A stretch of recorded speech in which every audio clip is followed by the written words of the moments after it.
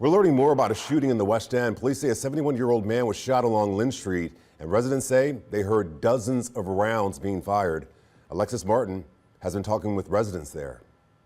This is the third week in a row that I'm down here. Last week I spoke with a concerned resident who said something needed to be done or someone would be killed.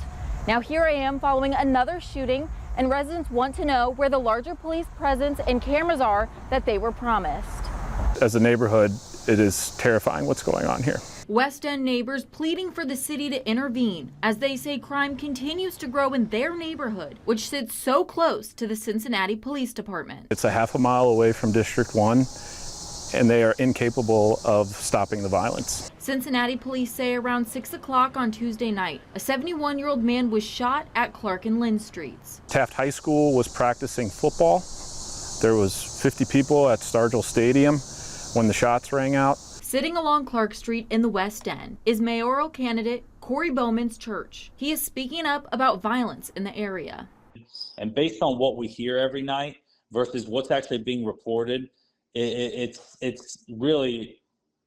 very frustrating because we know on the streets what's happening, and that is not what's being reported. Bowman says it's frustrating that the West End is not included in Cincinnati's new youth curfew. That just moves all of that crime and all that youth violence even more in the West End, where nothing is being enforced when it comes to the curfew. Right across the street from the latest shooting sits the Kings and Queens Youth Center. The founder, Mitch Morris, tells me he believes there needs to be more community involvement to combat the crime. There's so many organizations down in the West End that's putting in their great work right now.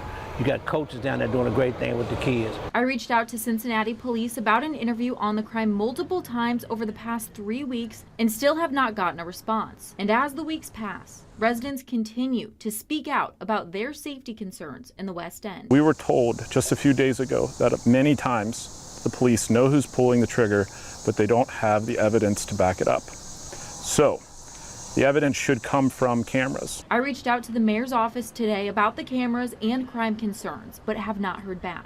Vice Mayor Jan-Michelle Lemon-Kearney told Fox 19 that the Cincinnati Metropolitan Housing Authority has placed an order for the promised cameras. I don't have much information about that except to say that we absolutely demand that there are cameras in working order, and I understand that CMHA is working with our District 1 police to see what's the best location for them, and that they are forthcoming, just not soon enough.